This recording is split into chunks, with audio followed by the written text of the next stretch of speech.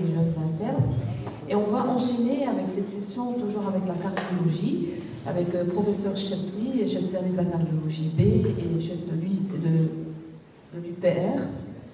Il va nous parler de l'électrocardiogramme en 30 minutes, mais je pense qu'il fallait lui donner beaucoup plus parce que je sais que ces interventions, c'est surtout de l'interactif, mais on va essayer d'être généreux avec lui. Donc, professeur Cherti va nous parler de CG, à vous la parole.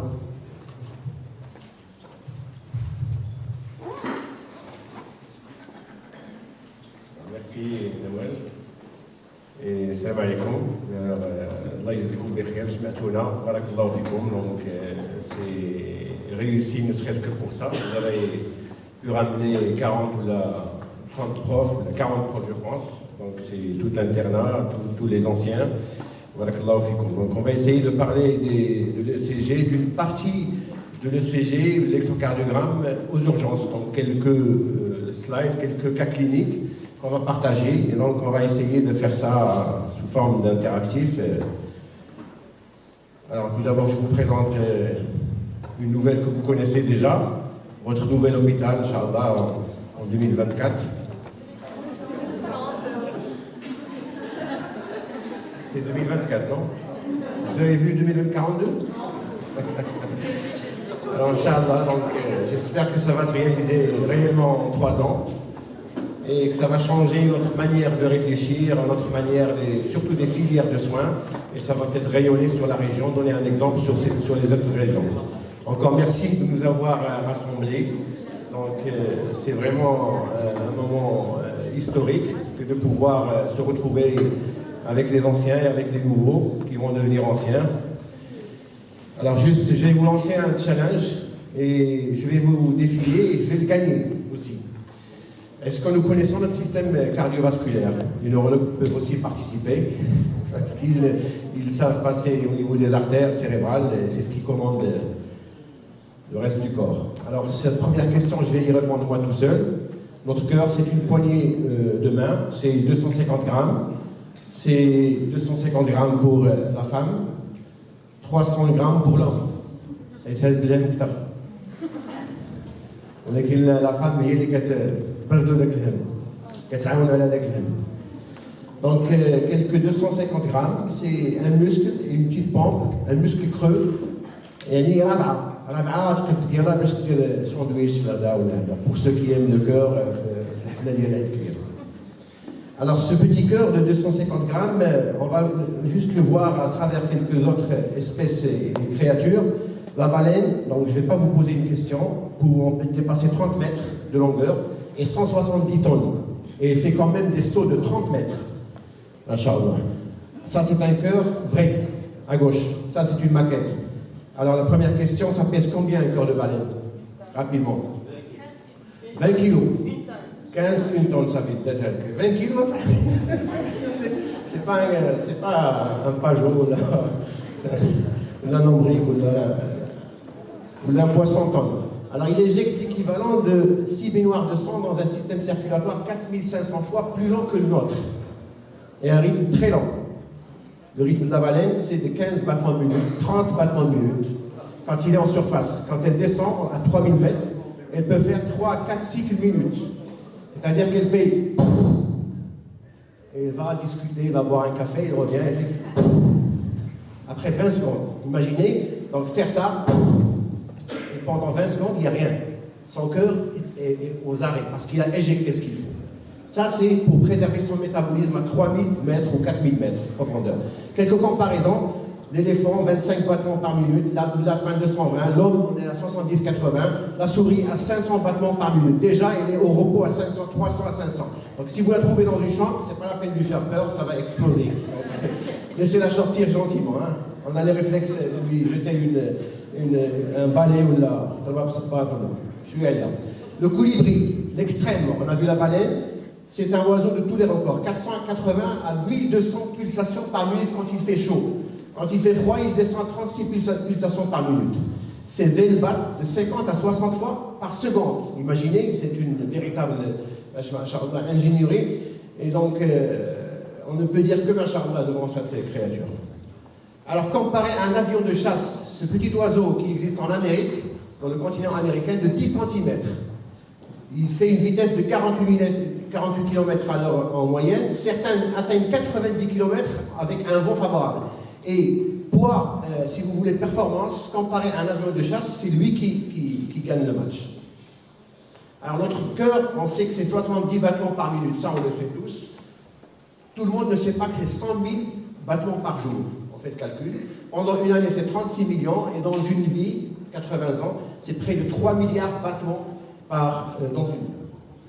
Alors une autre question. Alors, nos vaisseaux sanguins, bout à bout, quelles sont leurs longueurs? Quelle est leur longueur? 100 mètres, 1000 mètres, 10 000 mètres, ou je vais prononcer difficilement 100 km. Oui, 100 km. Plus de 100 km. Plus de 100 km. Qui dit moins, qui dit plus? Ou les autres, Finco? Maybe 100 ou 100 km. Alors, si vous les mettez bout à bout, ça fait quelque chose comme ça. 100 000 à 150 000 km. C'est presque 2 à 3 fois la circonférence de la Terre et un tiers à la moitié de distance Terre-Lune. Alors, tous on a appris à l'école que le cœur, c'est 5 litres par minute. Ça, on le connaissait depuis le secondaire ou le primaire. Et ça fait quoi en une journée, en 24 heures? Ça fait 7 tonnes de liquide de sang qui passe par ce muscle creux de 250 grammes. Ça pompe d'une cavité de 150 cc qui pompe 70 cc par cycle cardiaque. Donc c'est une performance incroyable, machallah. En une vie, le liquide sanguin qui passe par, ou le volume sanguin qui passe par un cœur, c'est près de 210 000 tonnes dans une vie. Voilà, c'est de quoi remplir ces petits tankers. Ce sont les petits qui peuvent emmagasiner 200 000. Il y en a qui emmagasinent 1 million de tonnes, les pétroliers, ceux qui transportent le gaz et d'autres liquides. Alors, un autre petit challenge. Est-ce que vous connaissez ces personnes? Vous pouvez dire celui de droite, celui de gauche, le milieu. Alors, on va commencer par les deux premiers, à droite, peut-être, ou celui du milieu. Voilà. Celui à droite, c'est celui qui a découvert et qui travaillait sur l'écorce d'arbres de pommiers du Kazakhstan. Il a découvert le principe actif des anti-SGLT2 qu'on utilise maintenant dans la science cardiaque depuis quelques 10 ans. Celui du milieu, il a découvert, c'est un prix Nobel de médecine, le premier bêta-bloquant en 1960. Il est mort en 2010. Et on va les laisser partir pour garder celui-là. Et je vais peut-être vous faire une allusion avec ce drapeau. C'est quel drapeau? Pologne, Indonésie. Et un troisième qui ressemble à ça? Monaco, oui. Malte, peut-être qu'il est inversé ou là c'est le même? Alors ça c'est... Et celui-là? Celui-là c'est quoi, le deuxième? Voilà la Pologne. Ça c'est l'Indonésie, ça c'est la Pologne. Et on va rester en Indonésie. On va aller à Semarang pour placer ce monsieur. C'est qui? Si je parle de ECG,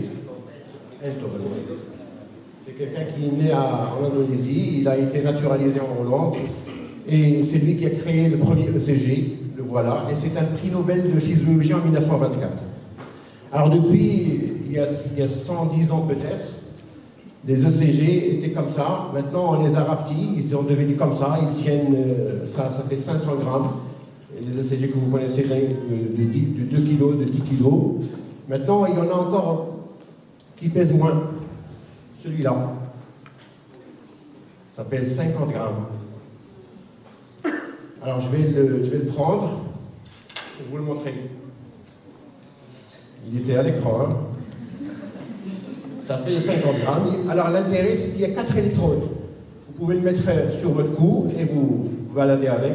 Vous le branchez avec votre téléphone et vous avez votre ECG que vous pouvez partager avec quelqu'un. Donc, c'est un peu... Ça va aider cette technologie pour faire vite. Alors juste, on va rentrer dans quelques ECG rapidement.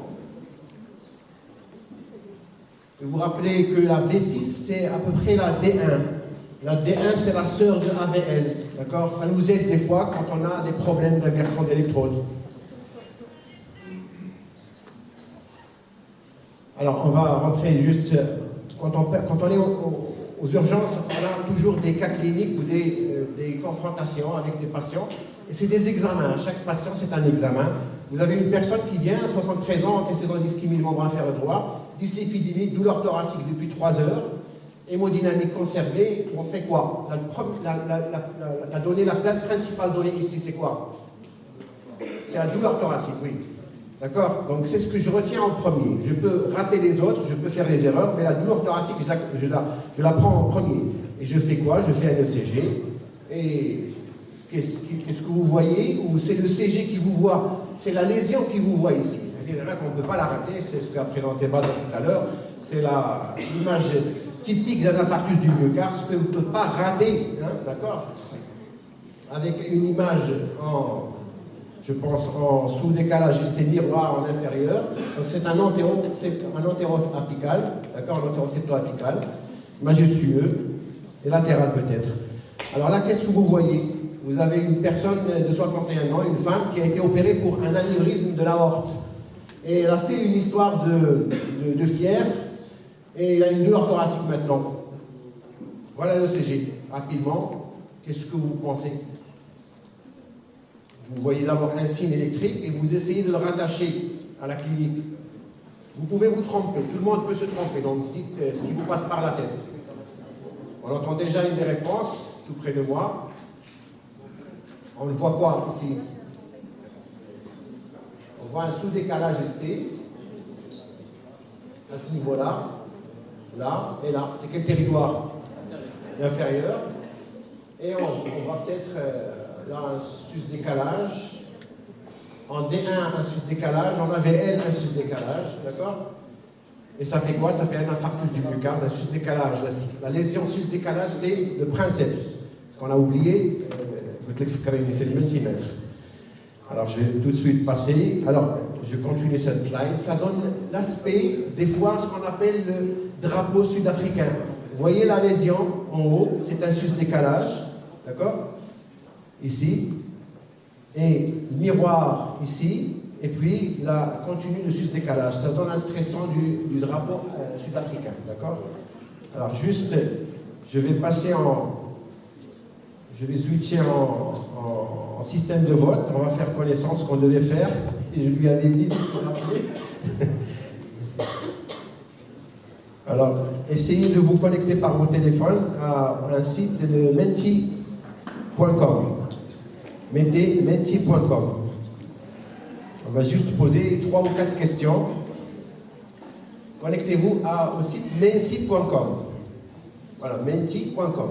Vous écrivez sur Google ou Chrome menti.com et vous mettez ce code 16 97 13 73. Voilà un premier qui est venu. Alors on devrait avoir 60 ou 80 connectés. Et on va poser juste 5 petites questions. On va d'abord faire connaissance, on va voir qui est dans la salle.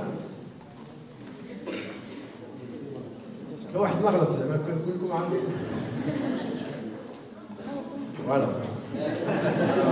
Généralement, ça ne rate pas. Soit le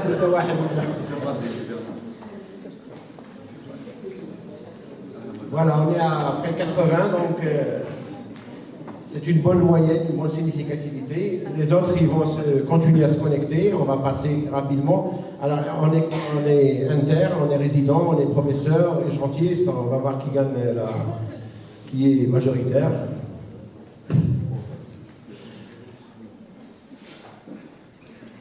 Je suppose que c'est les internes.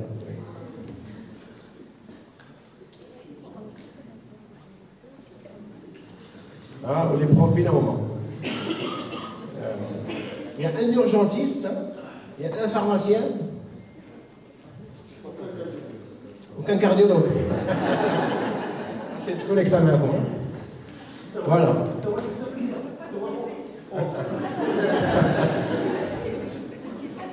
Oui. Exact. Alors ça, c'est vos logos, vous vous reconnaissez. Alors, 3 petites questions ou 4 petites questions. Et il y aura un podium qui va s'afficher de temps en temps. Alors, une inversion d'électrode entre bras droit et bras gauche peut être détectée par quoi? Un axe normal, une onde U, une onde P positive, une onde P négative en AVR, une onde P négative en D1. Et c'est fréquent, c'est l'inversion d'électrode la plus fréquente. Okay, les bras et jambes, mais c'est peu fréquent. Pour ceux qui n'ont pas encore voté, ne regardez pas la slide, ça peut vous induire en erreur. Vous donnez la réponse. Alors 4,24. Voilà le maximum. Donc en regardant cette slide, toute la salle, vous avez raison, c'est l'onde P qui est négative en D1. D'accord? L'axe normal, non, il doit être anormal. L'onde U, ça n'a rien à voir. L'onde P positive en D1, non, elle doit être négative. L'onde P négative en AVR, elle est toujours négative en AVR. Donc vous avez raison. Donc pour l'onde négative. Alors là, pourquoi il n'affiche pas le podium? Parce qu'il est ouvert.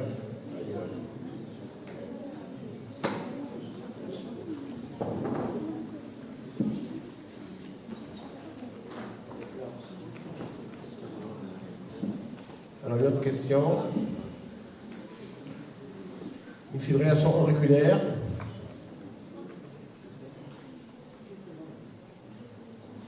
Ah, voilà. Fibrillation auriculaire peut être régulière. Je pense que vous avez Vous n'avez pas encore la question. Voilà. Une fibrillation auriculaire peut être régulière et toujours permanente. Il y a un timing, 15 secondes. Donc essayez de répondre vite et juste.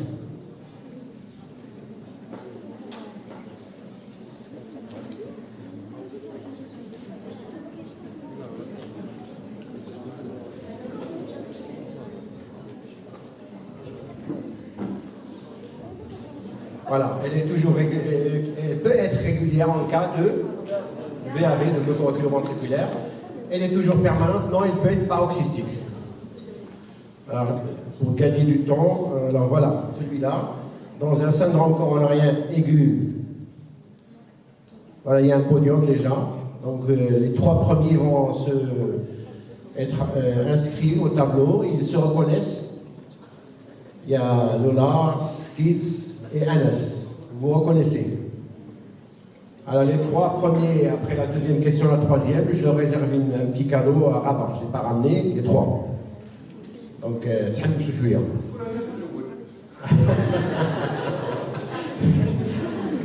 Alors, pour cette question, vous avez répondu peut-être sur vos téléphones, ou là vous continuez à répondre. Dans un syndrome coronarien non ST+, quels sont les 2 arguments qui signent le haut risque? Je pense qu'après la première communication, vous serez plus averti. Qu'est-ce qui signe le très haut risque ou le haut risque dans un syndrome coronarien non STMI? Pour les autres, ne regardez pas la slide, essayez de répondre dans votre téléphone, de regarder la slide. Voilà, mais c'est toujours agréable de regarder une slide qui est en train de se former. Ça, c'est votre slide.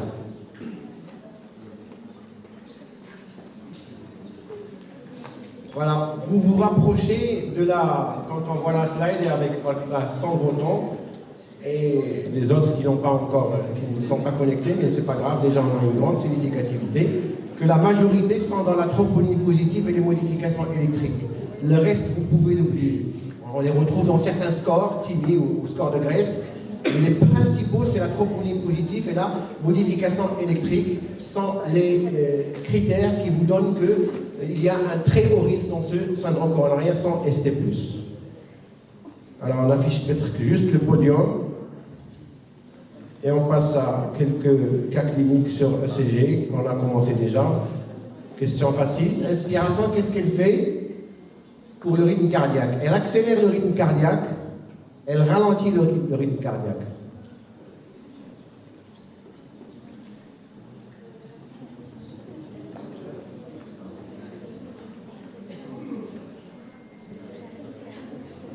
Voilà. Bon, là, vous n'êtes pas d'accord. Elle accélère le rythme en inhibant le parasympathique. Donc vous aurez des accélérations de rythme et puis des ralentissements. D'accord? Donc un podium, on retiendra cette slide.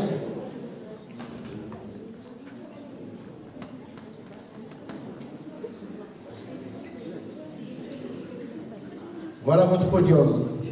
Mars, premier, Saad et Bill. Ils sont enregistrés, c'est moi, bravo.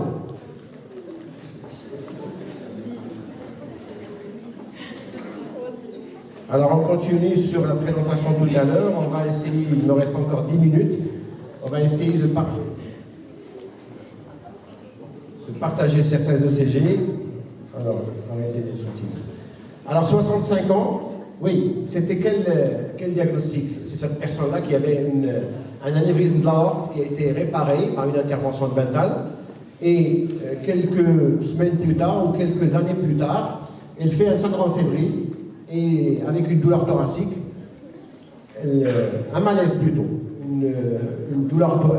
un malaise sur une fièvre. Qu'est-ce que vous voyez? Diagnostic.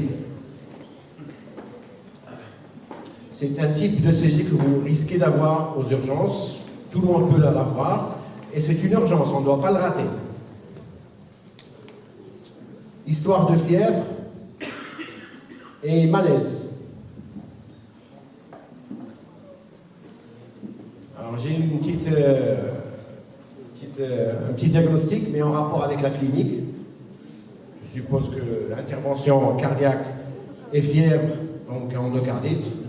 Maintenant le CG, qu'est-ce que vous voyez? J'ai encore une réponse ici. Vous avez le droit de vous tromper, c'est pas grave. Faites-le.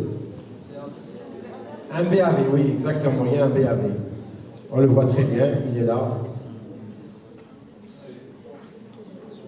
C'est un BAV de la racine de l'aorte, donc ça s'est infecté et ça a donné un bloc auriculo-ventriculaire. Voilà, en gros, vous avez des ondes P qui ne conduisent pas et équidistantes et qui sont en dissociation avec les complexes QRS. Voilà, on les voit, les ondes P, on voit les QRS et les ventricules battent à leur rythme, les oreillettes à leur rythme. Il y a carrément une dissociation. Quel est votre diagnostic ici? Je ne vous donne pas la clinique parce que ça va vous orienter. Donc juste, quel est votre diagnostic?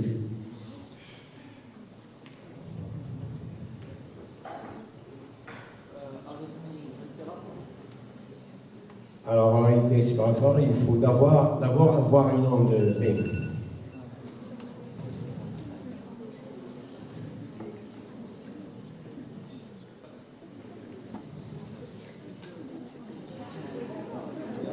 Vous n'avez pas d'onde P, vous ne pouvez pas parler d'arythmie respiratoire, d'accord?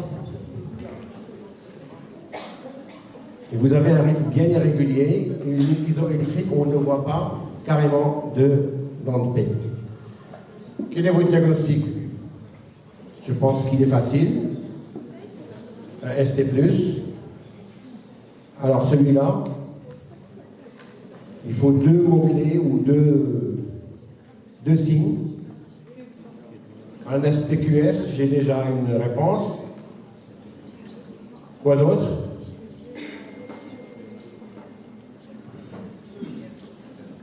Oui? Alors, il n'y a pas d'arythmie, non, il y a une onde P qui est précédée QRS. Vous faites quoi de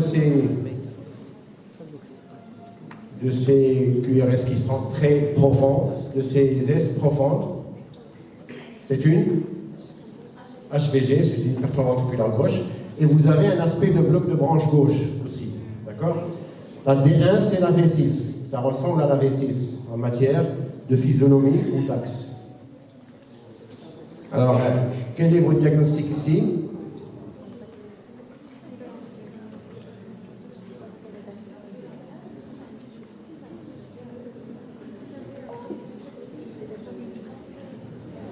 Oui? Alors, il y a d'autres choses, non? On parle de BAV, oui. Il y a des ondes T négatives.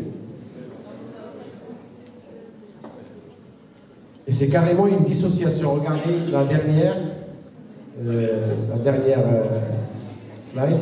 La fréquence, elle est à près de 28 battements par minute. Donc, c'est facile à diagnostiquer. Alors là, votre diagnostic, c'est aussi une des situations qu'on rencontre au niveau des urgences.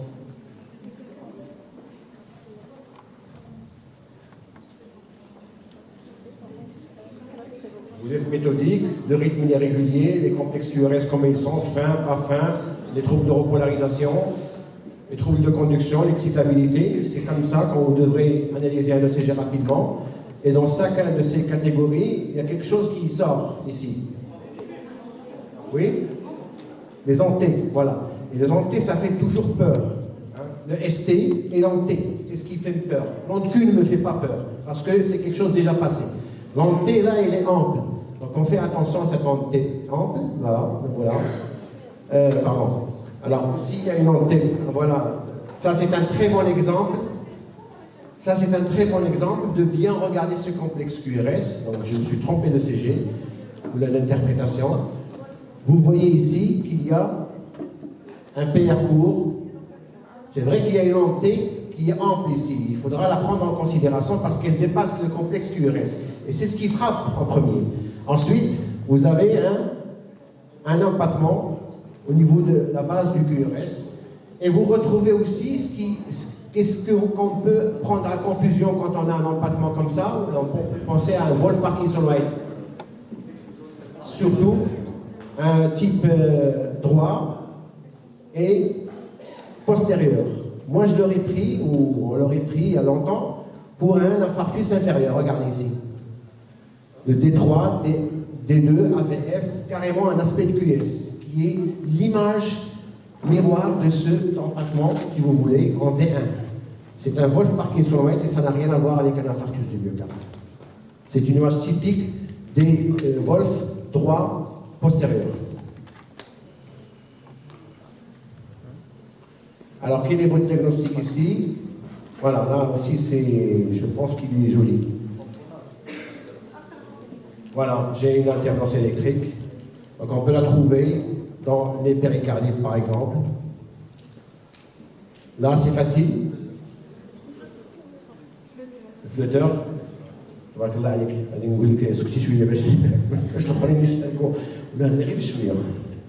C'est un flotteur typique. Là, vous voyez ces ondulations en toit d'usine, d'accord? C'est carrément un flotteur qu'on peut retrouver au niveau des urgences. Alors là, c'est ce que je voulais vous montrer tout à l'heure. Vous voyez quoi? Des ondes T amples, très amples. Vous les voyez? Voilà, regardez ça. Et qui ne sont pas larges, qui ne sont pas symétriques. C'est des ondes T2. Alors, on peut les prendre pour une ischémie, mais il y a un autre diagnostic. Hein? Péricardite. Rien à la péricardite. La dyscalimie, plus exactement, l'hypercalie. Madame Marie est là. L'hypercalémie, attention, s'il continue comme ça, c'est un problème de trouble de conduction majeur. Et généralement, l'hypercalémie, la différence avec l'hypocalémie, c'est qu'on peut suivre cette hypercalémie avec le CG. Plus l'hypercalémie est importante, plus l'anté est grande, l'anté va disparaître et l'anté va s'élargir, elle va bouffer le QRS, elle va devenir comme une grande vague qui se succède avec un trouble de conduction majeur. Voilà les antés majestueuses d'hypercalémie. Alors celui-là, c'est les réanimateurs qui vont faire le diagnostic. Les réanimateurs. Alors, quel est le diagnostic positif et quel est le diagnostic différentiel? Et je peux m'aventurer avec les non-réanimateurs pour un présent quand il va revenir à Rabat, celui qui va diagnostiquer ça, à condition qu'il ne soit pas un réanimateur. Et qu'on ne lui souffle pas la réponse. Oui? Un bébé qui crie, un bébé un bloc de branche droit. Oui, ça a l'aspect en V2, oui, peut-être. Hypothermie, je connais le c'est un cardiologue, bravo. C'est l'onde de sport. Vous la voyez partout, d'accord? Avec un J surélevé, et qu'il fallait un cardiologue qui sauve là. C'est l'onde de sport, carrément, en hypothermie. Alors ça, c'est facile, vous devez prononcer le diagnostic en 10 secondes. 15, parce qu'il y en a deux diagnostics. J'ai déjà une réponse ici. Oui, c'est un FA, ça ne colle pas, un FA, non. Quand j'ai dit un, ça veut dire que je veux vous aider. C'est un, ou bien une ischémie, oui, donc c'est un BAV, et c'est un infarctus du myocarde inférieur. Quand vous avez le BAV, cherchez un infarctus, et surtout un droit inférieur, d'accord? Voilà le BAV, et voilà l'infarctus inférieur. Je pense que je vais agrandir pour ceux qui ne le voient pas. En D2, D3, AVF, c'est un sus-décalage ST qui vous regarde, hein, vous n'avez pas besoin de le chercher. Le voilà, typique.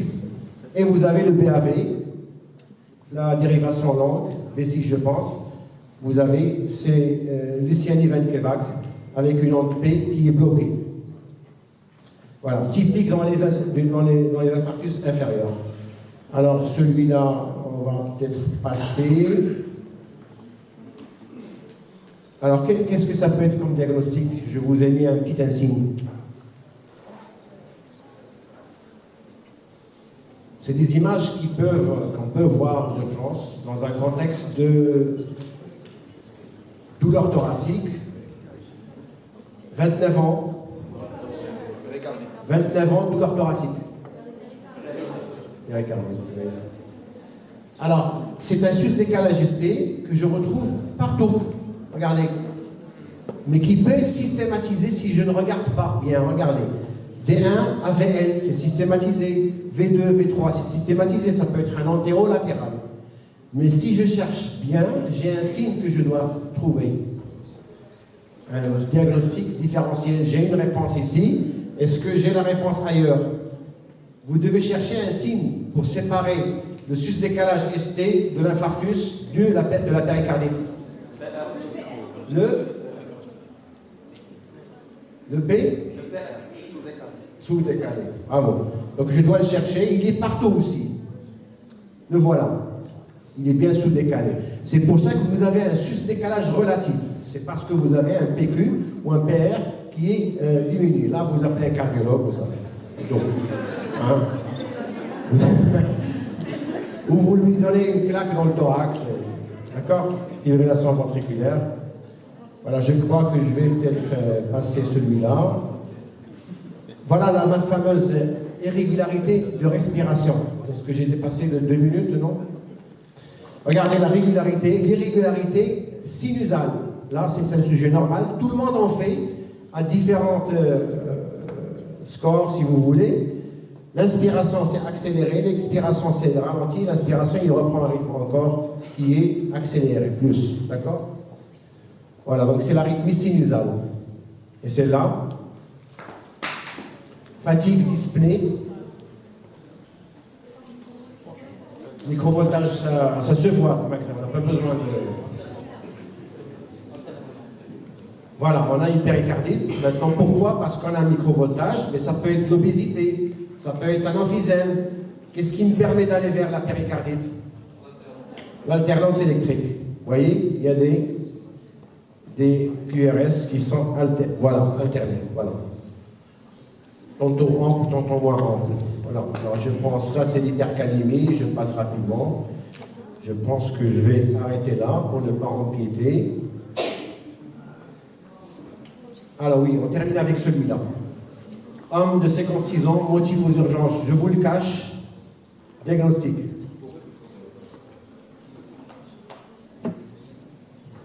Et on termine avec cet électrocardiogramme. Non, je ne donne pas la clinique. Si je donne la clinique, c'est 70% de la réponse. Hein? Ah non, avec le CG c'est la clinique. Donc en cardiologie, en urgence. Le CG c'est la clinique. Et là, j'ai le diagnostic ici. Alors, je veux un diagnostic. Il est ischémie inférieure. Un infarctus, carrément, hein, quand on dit ischémie, moi je chante cul, oui. D STEMI, hein, ischémie, donc c'est un inférieur qu'on voit ici, regardez, on le voit très bien.